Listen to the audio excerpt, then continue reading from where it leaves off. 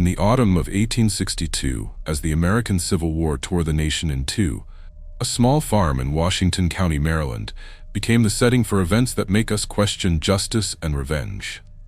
Just 20 miles from where Union and Confederate soldiers met in the bloody Battle of Antietam, a very different kind of story was unfolding.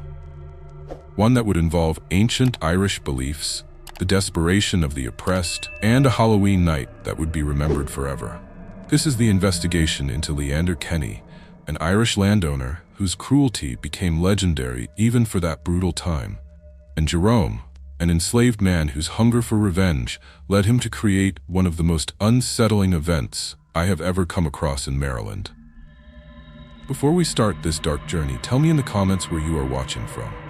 And if this is your first time with the Archive of Fear, consider subscribing. Stories like this need to be told and shared. Now, get ready to learn how Halloween in 1862 turned into something far more sinister than any ghost story. Washington County, Maryland in 1862 was a place of violent contrasts. Tobacco farms covered the rolling hills, their golden leaves shaking in the autumn wind that carried the far-off sound of cannons. Leander Kenny's property covered 150 acres of rich land, but there was something deeply wrong with the feeling that hung over that place. Kenny had gotten the farm by marrying the widow Tiffany in 1855. At 45 years old, this second-generation Irishman had the strong look of his people. Reddish hair going gray, large, rough hands, and blue eyes that seemed cold even on hot days. But it was his personality that set him apart from other landowners. Neighbors whispered about Kenny's strange ways of keeping his 15 slaves in line. While other masters used standard punishments, Kenny seemed to enjoy creating complex and soul-crushing torments. He had turned an old barn into a structure the slaves called the Dark Place. The Dark Place was not just a prison, it was a laboratory for human pain. Kenny had put chains at different heights, forcing those being punished to hold impossible positions for hours. He built narrow compartments where adults were made to curl up like children, causing terrible cramps. The floor was covered with sharp stones that cut bare feet, and small windows let in only thin beams of light that made frightening shadows. But maybe the worst part was Kenny's games. He forced slaves to choose between two equally brutal punishments, creating moral traps that broke their spirits. A mother had to choose between a beating for herself or for her child. A man could work for 48 hours straight or watch his wife go without food for 3 days. Beyond the Dark Place, Kenny had other sites of torture across the property. An old well near the stables had been turned into an isolation cell, where slaves were lowered by rope and left in total darkness for days. An abandoned forge became a place where Kenny heated irons to brand escapees, leaving scars as permanent warnings. At the back of the property, hidden by ancient oaks, was a small cemetery where Kenny buried slaves who died under his control. There were no headstones, just mounds of earth that flattened over time, erasing any trace of the lives lost. The slaves whispered that more than 20 people were buried there. The property ran on a system of psychological terror that went beyond physical violence. The Irishmen had created a network of informants among the slaves themselves, offering small rewards for betrayal. This created a constant air of paranoia where no one knew who to trust. Jerome was different from the other slaves. At 28 years old, he had a sharp mind that he hid behind a mask of obedience. Born on the farm, Jerome had grown up watching Kenny's patterns, learning to predict his moods and avoid his rages. This ability made him a respected figure among the others. Jerome's wife, Naomi, was 22 years old. Her beauty had drawn Kenny's unwanted attention. 6 months pregnant, she worked in the main house, a position that should have offered safety, but instead left her more exposed to the master's moods. Kenny had developed a disturbing habit of watching her work, making comments about her condition that kept Jerome constantly on edge. One of Kenny's most sinister traditions was his yearly Halloween celebration.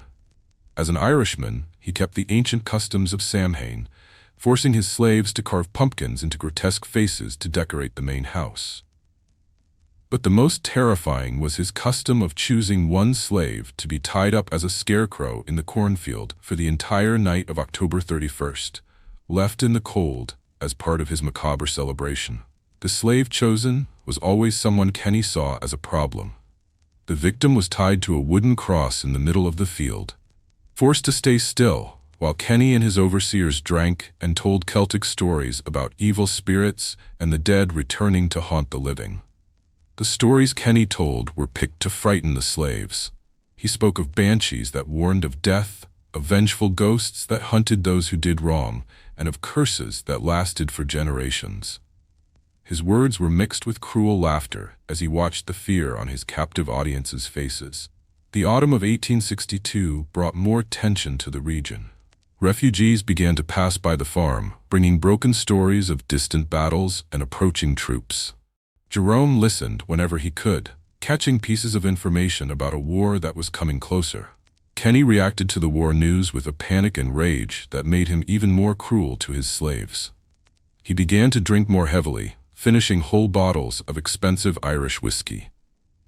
The alcohol didn't calm him. Instead, it made his sadistic nature worse. News about the war came from merchants and refugees, but Jerome only understood bits and pieces. He knew soldiers were moving through the area, that some farms had been left behind, and there were whispers of slaves being freed in some places, but the full picture was beyond his reach.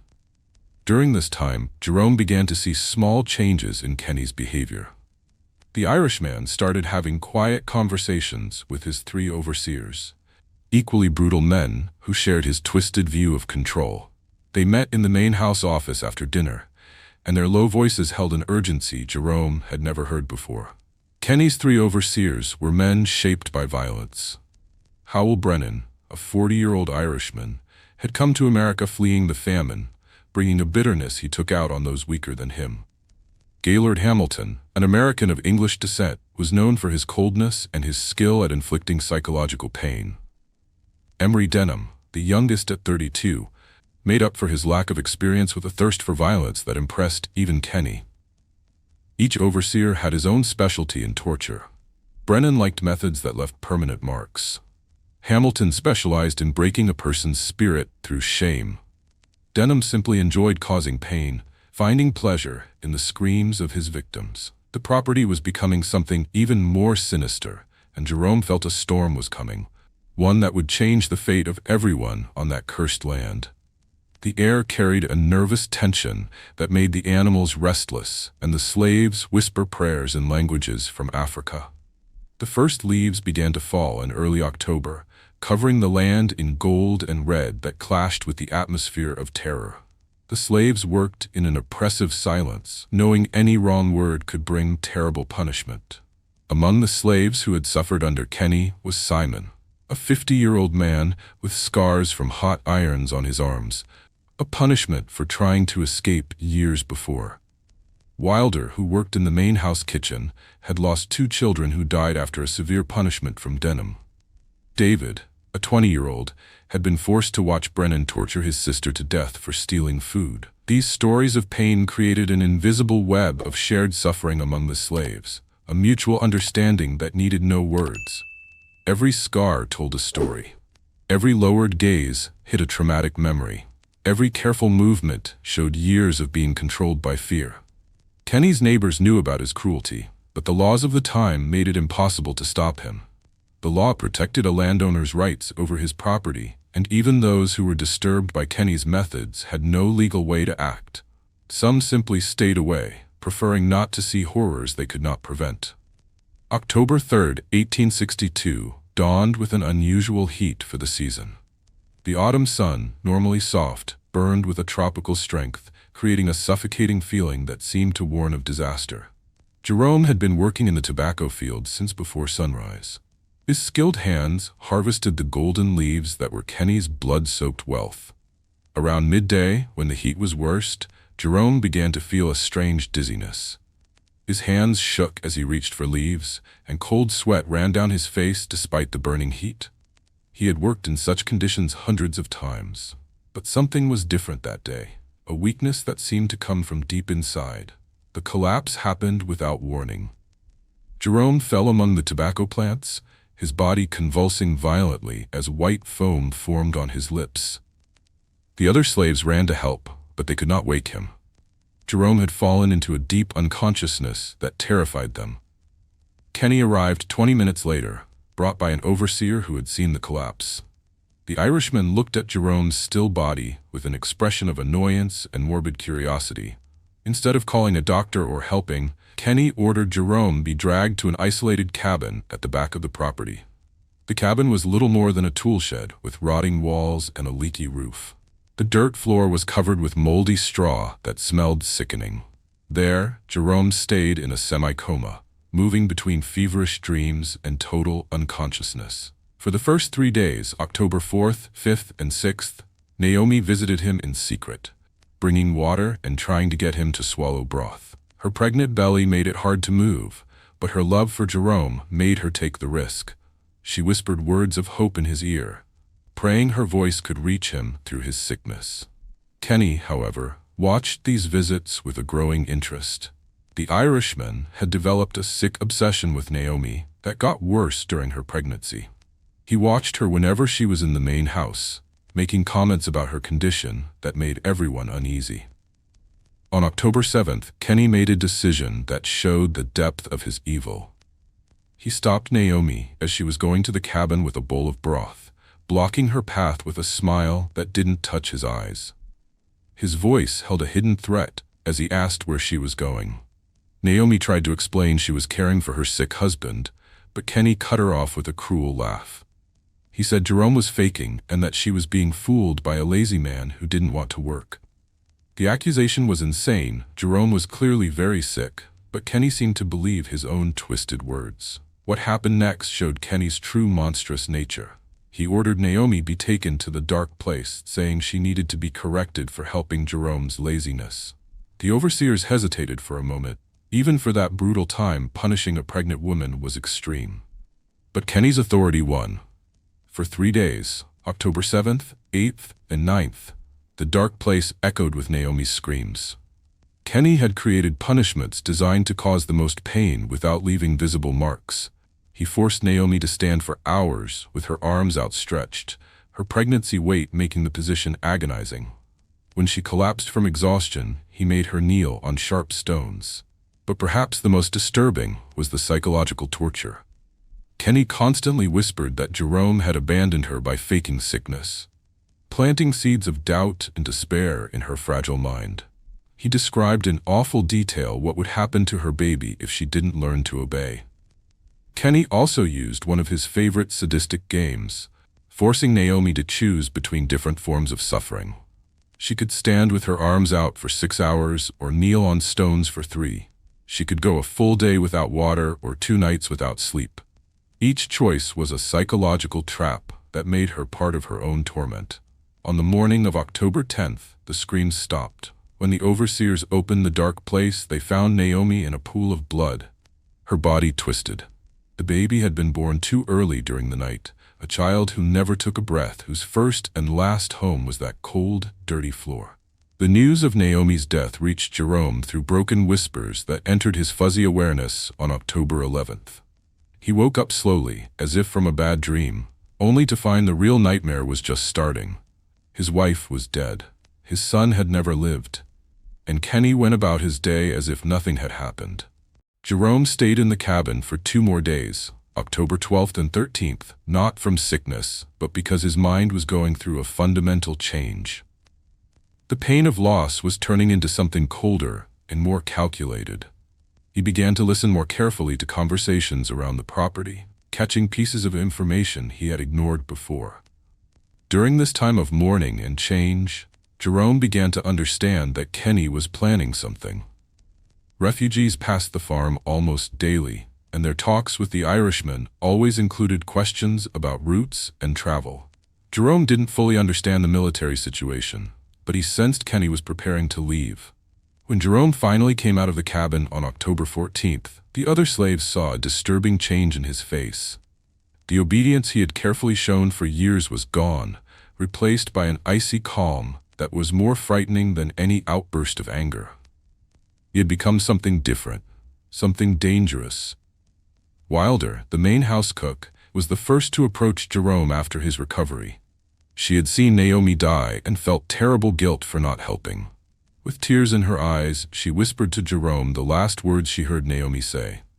His name, repeated like a prayer as she died. It was Wilder who also brought Jerome the most important information.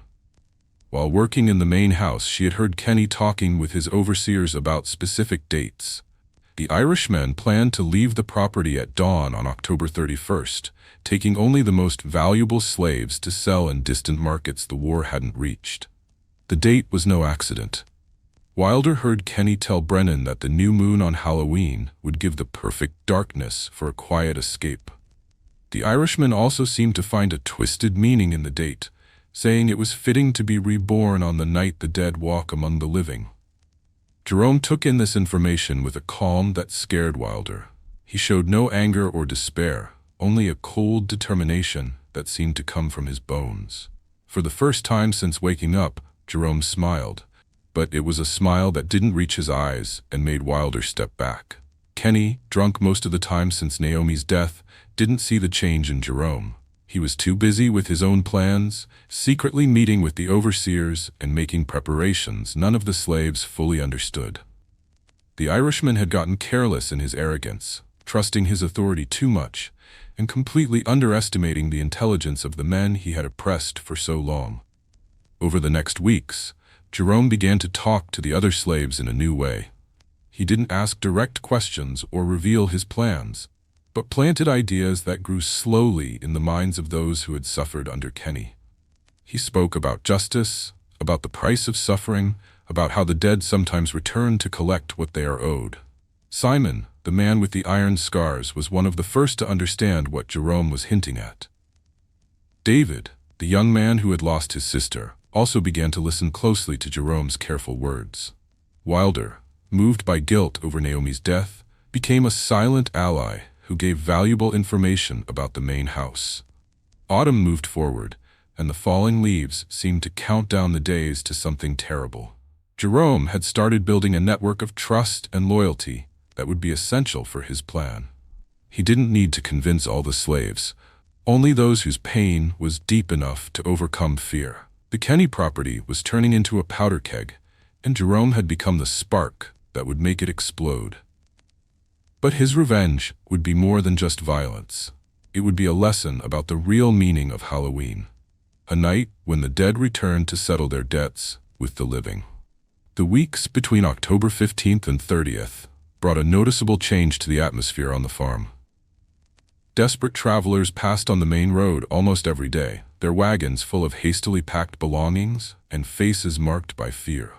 Their broken stories about advancing troops spread panic through the neighboring farms. Jerome listened to these talks whenever he could, placing himself where he could catch bits of information. He didn't understand the military details, but he sensed a powerful force was coming, something that scared men like Kenny enough to make them run. It was during one of these talks on October 18th that Jerome first heard specific details about Kenny's escape plan. The Irishman was speaking with a nervous merchant from Richmond, a thin man named Ryland Marsh, who had stopped to rest his horses. Marsh talked about routes through the mountains and buyers willing to pay high prices for quality merchandise. Kenny listened closely, asking questions about distances and costs. Jerome sensed this wasn't a casual chat.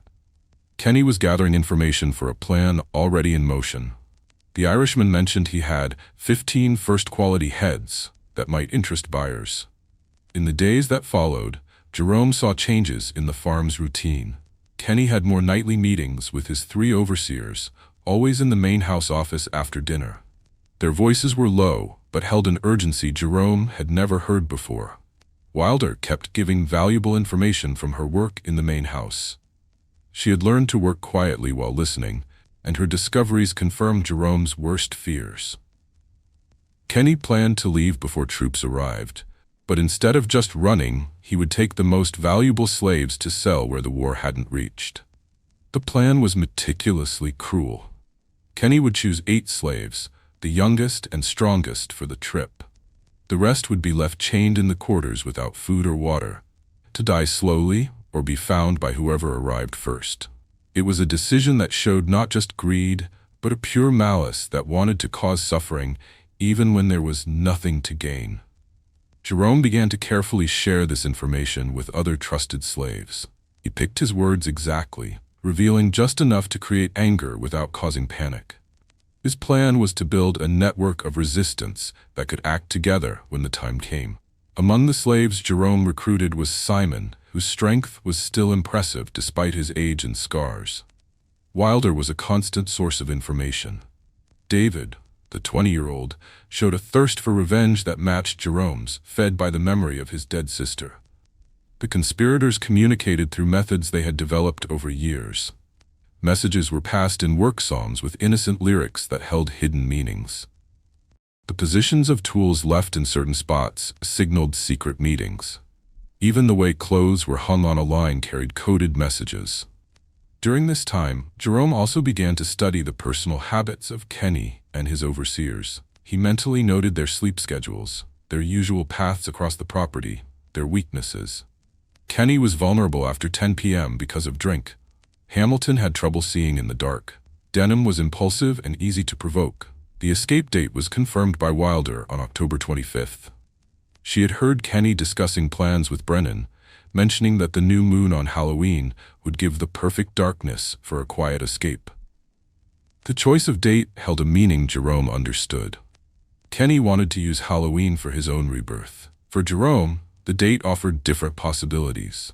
If Kenny wanted to use Halloween's symbols, Jerome would give him a lesson in the true meaning of the Night of the Dead.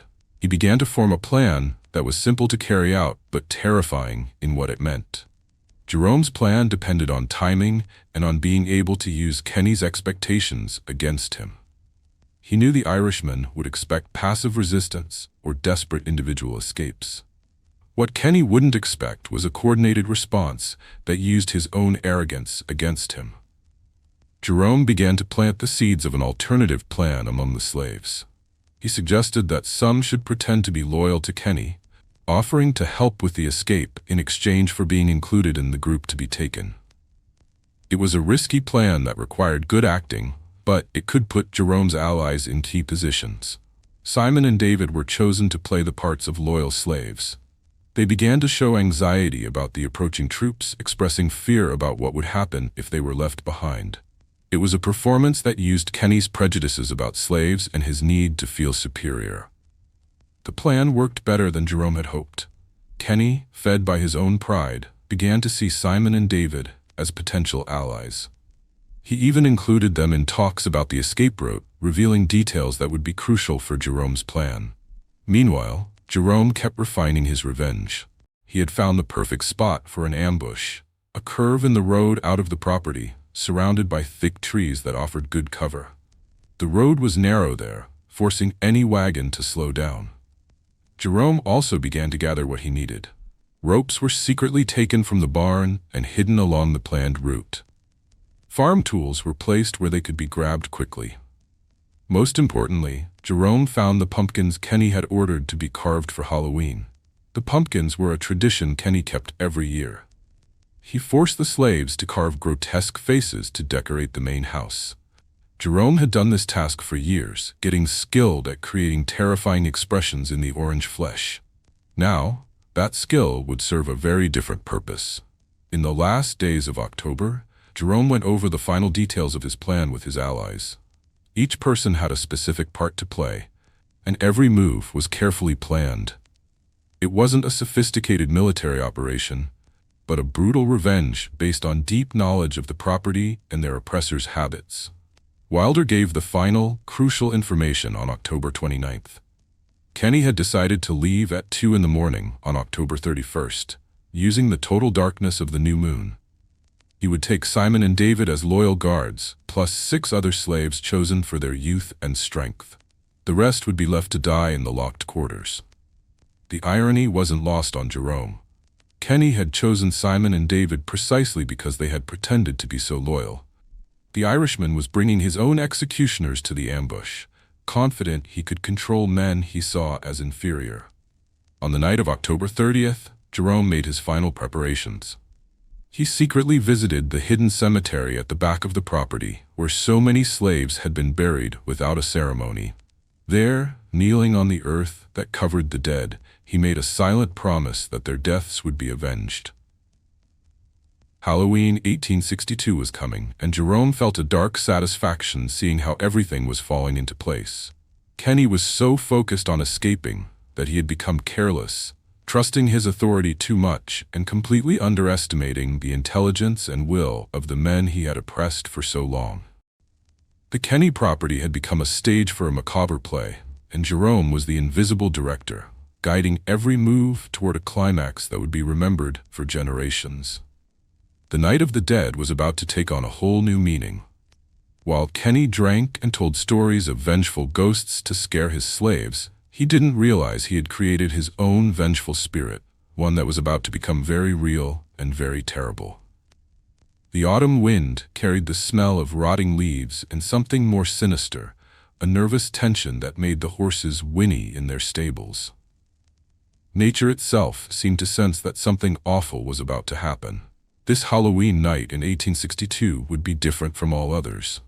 Jerome spent the last night before his revenge in silence, his eyes fixed on the darkness outside his cabin window. He thought of Naomi, of his son who was never born, of all the slaves in the forgotten cemetery. Tomorrow, their deaths would be avenged in a way Kenny could never imagine. The new moon was coming, bringing the darkness Kenny thought would protect him. But Jerome knew that the same darkness that hid the Irishman's escape would also hide his revenge. Halloween was coming, and the dead were about to return to settle their accounts with the living. Halloween 1862 arrived with a cold that seemed to come from the ground itself. The new moon created a total blackness that swallowed the Kenny property, broken only by the lit windows of the main house, where final escape preparations were being made. The autumn wind carried the smell of rotting leaves, and a tension that made the horses whinny nervously. Kenny had spent the day in a state of growing excitement, switching between joy at the thought of escape and paranoia about things going wrong. He drank more than usual at dinner, finishing nearly a whole bottle of alcohol while looking over maps and counting his money. His movements were shaky, his words sometimes slurred, but his eyes kept the calculated coldness that had terrified so many for so long. The three overseers, Brennan, Hamilton, and Denham, arrived at the main house around 9, carrying rifles and pistols that gleamed in the candlelight. They had spent the afternoon checking the chains and shackles for the slaves, testing every link to make sure no one could escape on the journey. Jerome stayed in his cabin, pretending to sleep while listening to the movements in the main house. He had spent hours memorizing every part of Kenny's plan, from Wilder's information and his own watching. Now, as the night grew deeper, it was time to start his own plan. The signal came when Kenny and his overseers left the main house for the quarters around 11. They carried lanterns that made dancing circles of yellow light, their shadows twisting on the wooden walls. The sound of their heavy boots on the hard earth echoed like drums in the quiet night. Simon and David, perfectly playing their parts as loyal slaves, came forward as soon as Kenny arrived at the quarters. They expressed great thanks for being included in the escape, promising protection and loyalty on the road. Kenny, drunk on both alcohol and his own arrogance, accepted their promises with a cruel smile that showed his yellow teeth. The selection of slaves to be taken was a brutal process that showed Kenny's deep evil. He looked over each person like an animal, checking muscles, teeth, and scars. Families were split without a thought. Husbands torn from wives, children left behind while their parents were chained for the trip. Jerome was purposely left behind, a decision Kenny announced with special satisfaction. The Irishman said Jerome had become lazy after losing his woman, kicking him hard in the stomach. He wasn't worth taking. It was exactly what Jerome had expected. Kenny wanted him to suffer the fate of those left to die. Around midnight, the caravan was ready. 8 chained slaves were loaded into a covered wagon, their faces showing terror and defeat in the lantern light. Kenny got on his favorite horse, a black stallion named Diablo, that seemed as cruel as its owner. The overseers walked beside the wagon, their rifles ready to stop any escape tries. Simon and David walked next to the wagon, perfectly acting as voluntary guards. They carried clubs Kenny had given them, symbols of their supposed authority. In truth, these clubs would become key weapons in what was to come. The sinister procession started moving slowly down the road out of the property at 2 in the morning. The sound of clanking chains made a macabre music mixed with the creak of wagon wheels and the beat of horse hooves. Kenny hummed an old Irish song, his drunk voice echoing in the darkness like an omen of death. Jerome had calculated the caravan would take about 15 minutes to reach the curve where he had planned the ambush. He used this time to gather the slaves left behind and quickly explain what was about to happen. Some hesitated, terrified of what might happen, but most were ready to follow Jerome. The ambush happened at the narrow curve in the road, surrounded by thick trees. Jerome and 6 other slaves hid in the plants, using the total darkness as cover.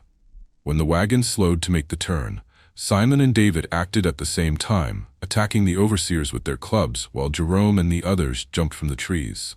The attack was sudden and chaotic. Hamilton was knocked from his horse by Simon before he could pull his pistol. Denham tried to fire his rifle, but David hit him hard in the head, knocking him out. Brennan managed to fire a shot that was lost in the darkness before being overwhelmed by 3 slaves.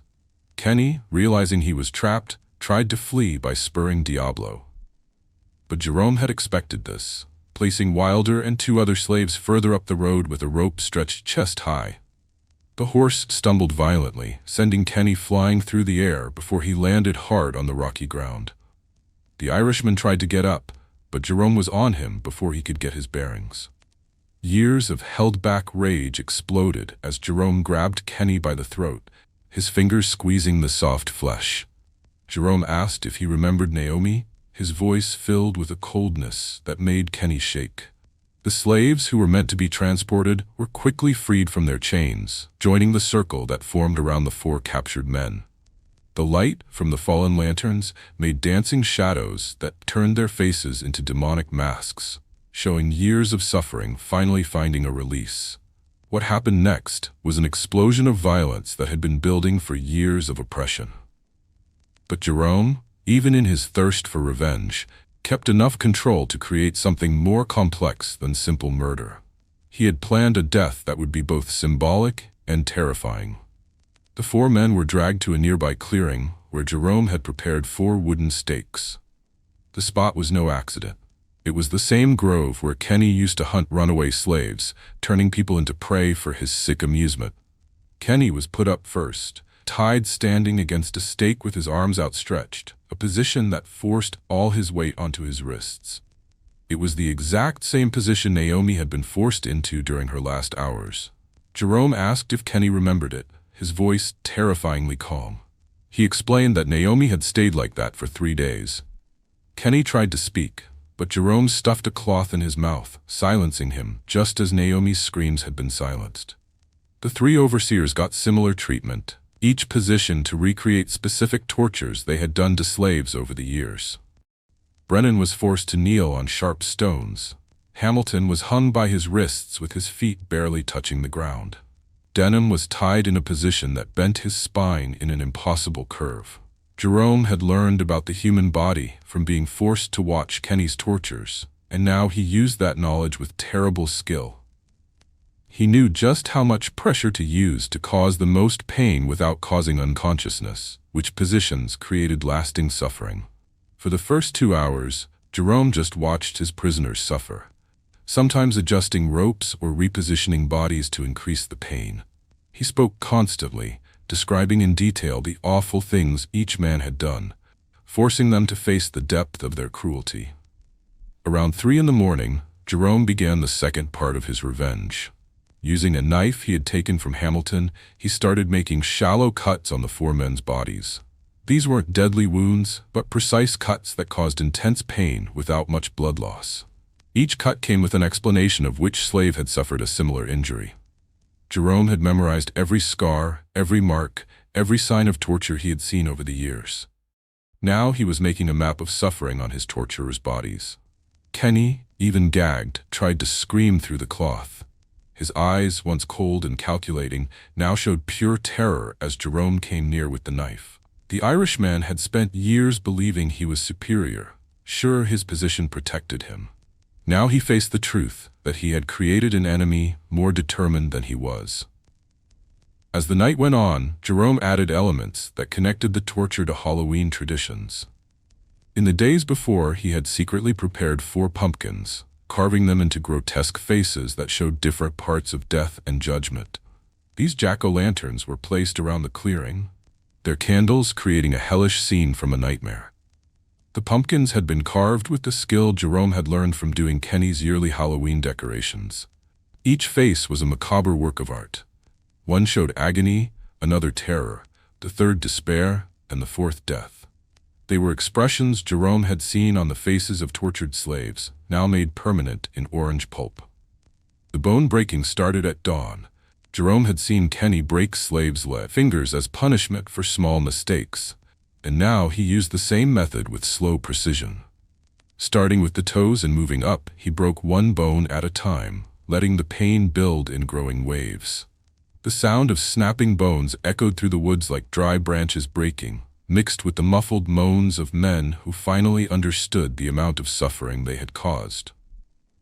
Jerome worked with a craftsman's patience, taking his time to make sure each break was clean and painful.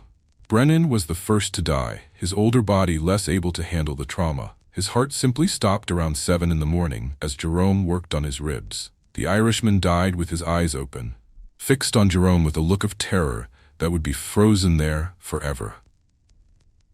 Hamilton and Denham died in the next few hours, their bodies finally giving in to the combination of pain, blood loss, and shock.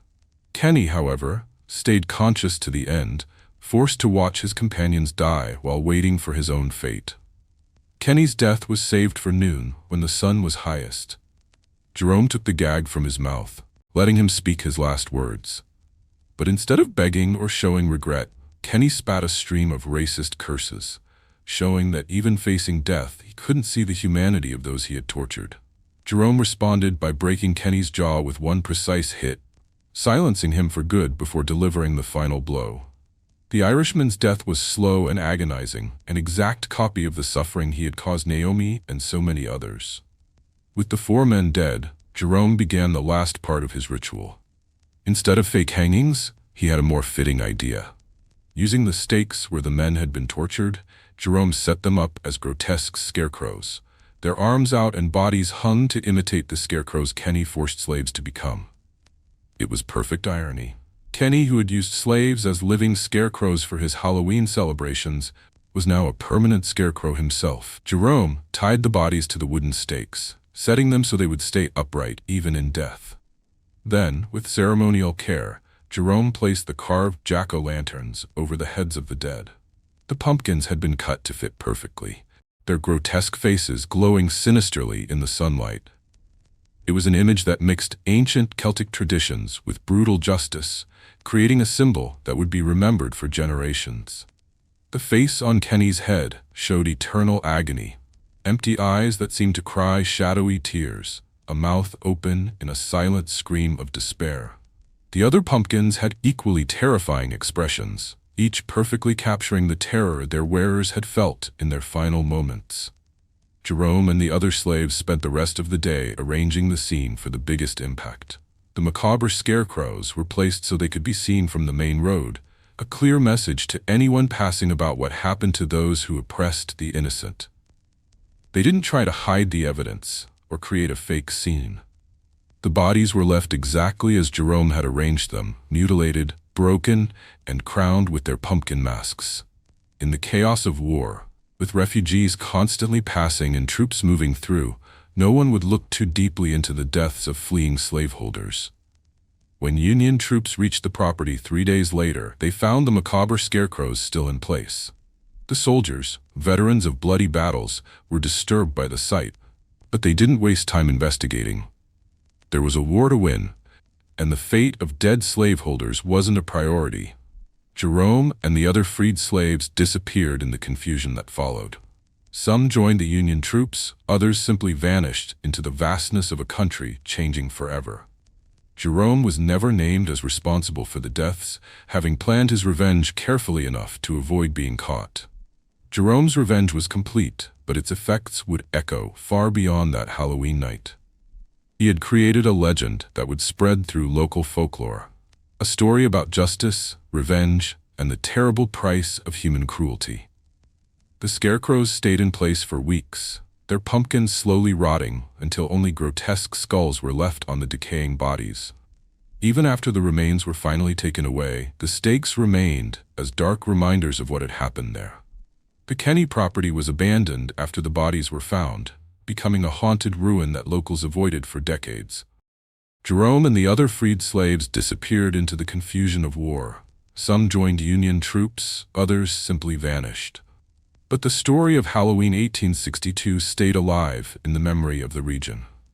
People reported seeing jack-o'-lanterns floating over the abandoned property on October nights, and the sound of dragging chains echoed through the empty fields when the wind blew hard. Jerome was never caught or officially named as responsible.